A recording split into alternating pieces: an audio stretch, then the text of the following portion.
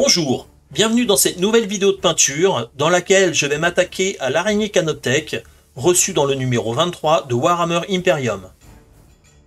Avant d'attaquer la peinture, il y a deux points où il faut faire attention pendant l'assemblage. Alors c'est au niveau des pattes arrière.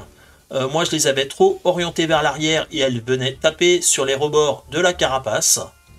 Et il y a également au niveau des deux pattes avant que j'avais trop orientées vers le haut et qui elles venaient taper sur les canons. Donc faites bien attention à ça avant de coller vos pièces.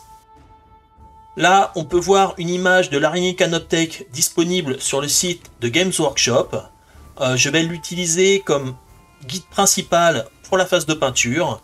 Il y a plusieurs raisons à ça. Déjà, j'ai accès à plus de peinture que celle abordée dans la notice. Ensuite, et c'est le plus important, j'ai envie de pousser plus loin la peinture des figurines pour avoir des meilleurs résultats, pour progresser et également pour proposer des meilleures vidéos. Alors, pour la phase de peinture, je vais commencer par mélanger de l'Abaddon Black avec du Mechanicus Standard Grey. Et donc là, ça va être pour peindre une bonne partie de la partie centrale de l'araignée. Donc voilà, j'ai fait toute l'espèce de carapace et la partie intérieure. Là, je fais également quelques rotules au niveau des pattes et les espaces entre les plaques d'armure. Donc le but, c'est de ne pas partir avec une surface complètement noire. Et donc voilà, là, je fais également le dessous de l'araignée. Là, je suis pas trop précis pour peindre, parce que de toute façon, toutes les autres parties vont être retouchées par la suite. Donc là, c'est quelque chose où je vais relativement vite. Pour la partie de la carapace, j'ai fait l'espèce de colonne vertébrale. Et je fais également une petite section au niveau des canons. Je peins également en dessous, même si ça sera très peu visible. Et donc, voilà le résultat. Ensuite, je passe au Num Oil. Donc ça, c'est pour casser un petit peu l'aspect du gris, pour pas que ça soit trop uniforme. Au final, je vais me retrouver avec une couleur proche du noir. Donc peut-être que j'aurais dû faire un gris un petit peu plus clair. Mais bon, dans l'ensemble, ça va quand même. Donc je fais également les parties au niveau de la carapace. Ensuite, je passe au Mechanicus Standard Grey. Donc là, ça va être pour la première passe d'éclaircie au niveau des arêtes. Donc au niveau de toutes les zones que j'ai peint précédemment. Donc là, je fais pas trop attention. C'est pas trop grave si les éclaircies sont un peu plus larges. Parce que de toute manière, je vais faire une deuxième passe d'éclaircie avec du Corax White. Donc là, voilà, je fais attention, mais c'est pas trop grave si je fais des éclaircies trop larges. Je fais également les éclaircies en dessous, au niveau de la carapace. Et bien sûr sur la partie du dessus.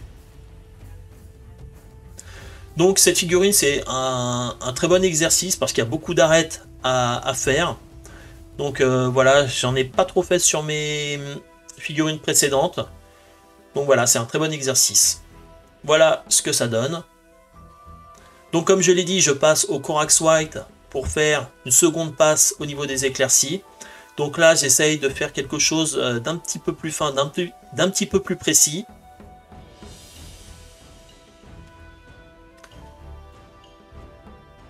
Et donc voilà, c'est pour bien faire ressortir certaines arêtes.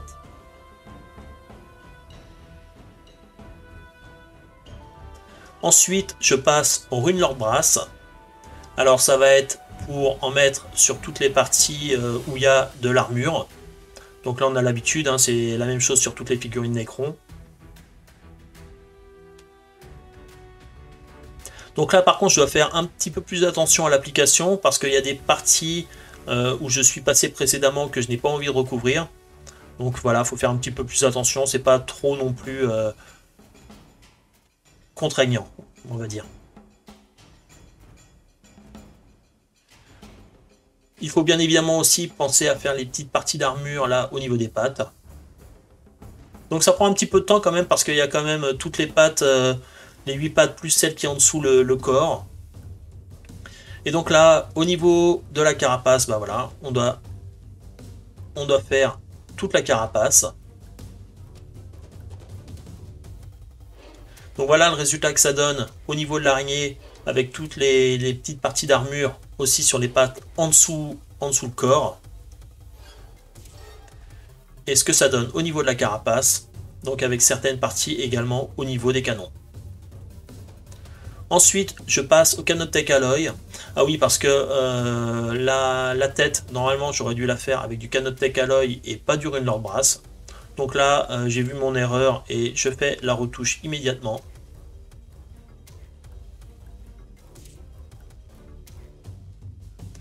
Ensuite, je passe au Lead Belcher pour faire toutes les parties d'armure grise.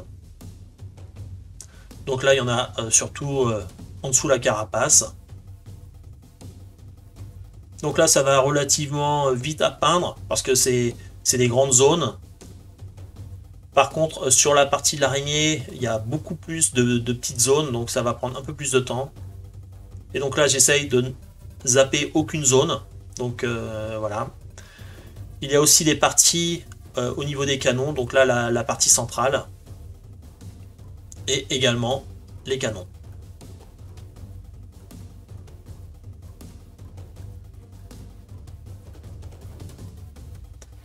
Donc là on passe sur l'araignée et là c'est beaucoup de zones beaucoup plus petites.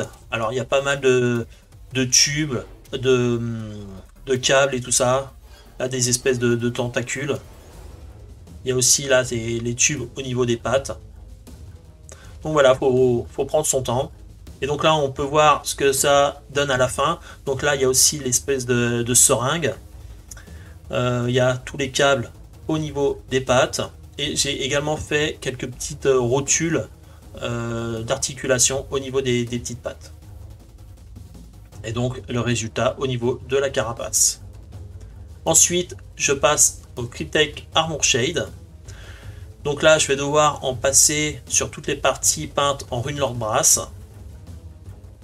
Donc l'Armor Shade, là, je le trouve un petit peu plus délicat à appliquer que certains autres shades. Là, on voit la partie du bas où j'ai essayé de faire certaines retouches, mais la peinture a séché très très vite. Donc le résultat est pas top top. Donc voilà. Il y a aussi les parties au niveau des canons et toutes les parties de l'armure de l'araignée. Donc là, ça prend quand même un petit peu de temps parce que c'est la même chose, hein. Il y a pas mal de zones où il faut passer. Et voilà le résultat que ça donne. Et également au niveau de l'araignée. Donc toutes les petites pièces d'armure également sur les petites pattes. Ensuite, je passe au Num Oil. Là, c'est la même chose, sauf que c'est à passer sur toutes les parties peintes en Lead Belcher. Donc avec la partie au niveau des canons, là les espèces de tubes de jonction. Bien évidemment, toute la partie en dessous, la carapace. Et au niveau de l'araignée, toutes les parties peintes en Lead Belcher précédemment. Tous les tubes, les tentacules, les pièces mécaniques au niveau des mandibules, la seringue. Ensuite, je passe au Canoptech Alloy. Alors là, c'est pour une des phases les plus longues de la peinture de cette figurine, à savoir faire toutes les éclaircies au niveau des arêtes, là où il y a du Runelord Brass. Et donc, ça prend un temps énorme. Je vais pas tout montrer dans cette vidéo. Déjà que pour le montage de cette vidéo, j'avais 4 heures de vidéo d'enregistrer. Donc, tout en sachant que je n'ai pas enregistré toutes les parties de peinture. Donc voilà. Et donc là, ben voilà, faut prendre son temps. pas se prendre la tête, y aller petit à petit, et voilà, être tranquille. Donc voilà le résultat que ça donne. J'ai même fait les petites pattes en dessous. Et une fois qu'on a fini la carapace, ben, on attaque la partie de l'araignée. Donc là c'est pareil avec toutes les pattes, il y a énormément d'arêtes sur lesquelles il faut passer. Il y a aussi là les espèces de petits emblèmes là à peindre au niveau des pattes que j'ai fait en Canoptech Alloy. Et donc là bah voilà, énormément d'arêtes. Faut prendre son temps, faut pas se prendre la tête. Si à un moment on est gavé, il faut faire une pause. Mais voilà quoi, c'est vraiment un très très bon exercice. Donc voilà le résultat que ça donne à la fin, avec également toutes les parties faites en dessous. Et là je passe au Stormhost Silver pour faire la même chose au niveau des parties peintes en Lead Belcher. Donc là il y en a quand même un peu moins, c'est un petit peu plus rapide. Et voilà, comme j'ai dit, cette figurine est vraiment un très très bon exercice pour faire des éclaircies. Bien sûr, il faut essayer de penser à faire toutes les zones et ne pas en oublier. Même si au final ces parties-là vont pratiquement être invisibles une fois que la figurine sera montée. Donc voilà le résultat que ça donne au niveau de la carapace. Ensuite, j'attaque l'araignée, donc avec certaines parties au niveau des mandibules.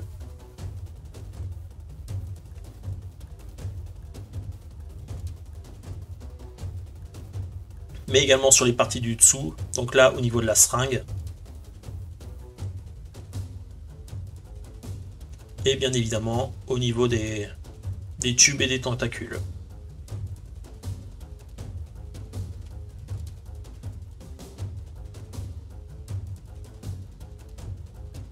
Donc voilà le résultat que ça donne. Ensuite, je vais m'attaquer à toutes les parties vertes en utilisant du Iriel Yellow. Donc ça va être ma peinture de base sur lequel je vais ajouter un petit peu de Speed Paint Orc Skin. Donc là on voit pas bien la vidéo, mais c'est un peu plus vert qu'il n'y paraît. Là on dirait vraiment que c'est jaune, mais il y a quand même de la teinte verte. Ça, on ne voit pas beaucoup, mais il y en a. Et donc voilà, ben, avec ce mélange, je viens en passer sur toutes les parties qui doivent être en vert à la fin. Donc il y en a pas mal, là on a vu qu'il y avait au bout de toutes les pattes. En dessous la partie de l'araignée, il y a pas mal de tubes, de câbles. Là il y a cette espèce de pierre, je sais pas trop ce que c'est, si ça se trouve je dis une connerie. Et donc voilà, une fois que tout est peint. Donc on peut voir qu'il y a quand même pas mal de zones à peindre en vert. Il y en a également au niveau de la carapace. Donc là, il y a cette partie là au-dessus. Il y a aussi cette petite zone, donc qui est assez délicate à peindre. Bon, après, il faut dire que mon pinceau, il a connu de meilleurs jours, donc il y a de ça aussi. Mais c'est quand même assez délicat à peindre. Il y a aussi ces parties-là. Alors honnêtement, je sais pas s'il fallait les peindre, mais de toute façon, peu importe. Hein, au final, moi, ça me convient. Donc voilà, je les ai peintes.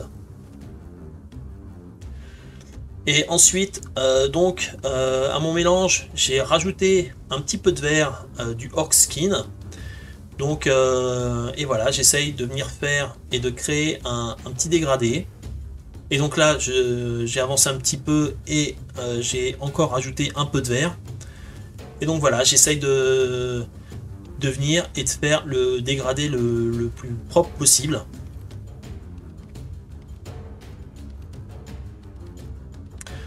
Donc au niveau du centre, là j'étais pas trop satisfait, je trouve que la démarcation était beaucoup trop visible. Donc je viens faire des petites retouches, histoire d'améliorer tout ça, d'améliorer le résultat. Donc là je suis toujours pas satisfait, donc je vais encore faire des petites modifications pour améliorer la transition.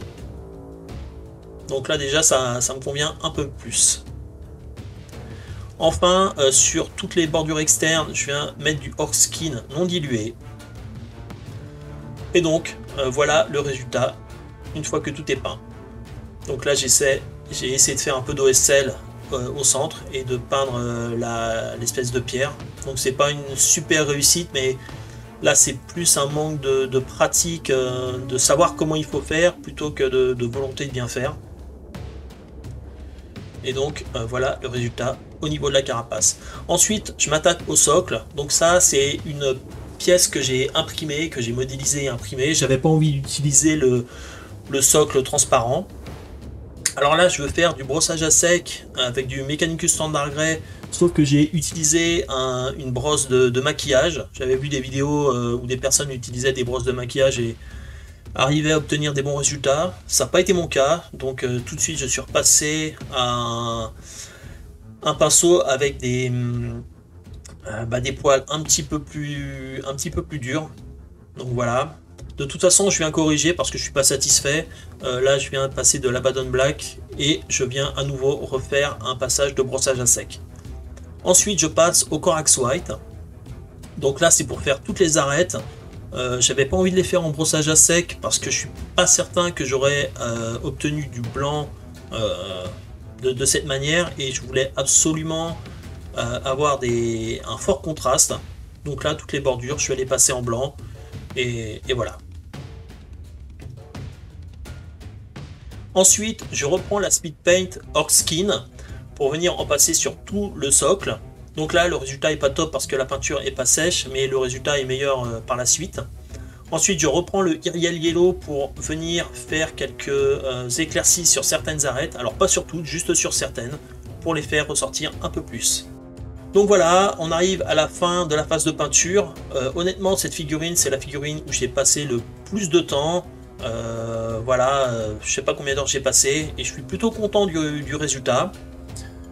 Avant de vous laisser avec les images finales, merci d'avoir regardé la vidéo jusqu'au bout et à bientôt pour la suite.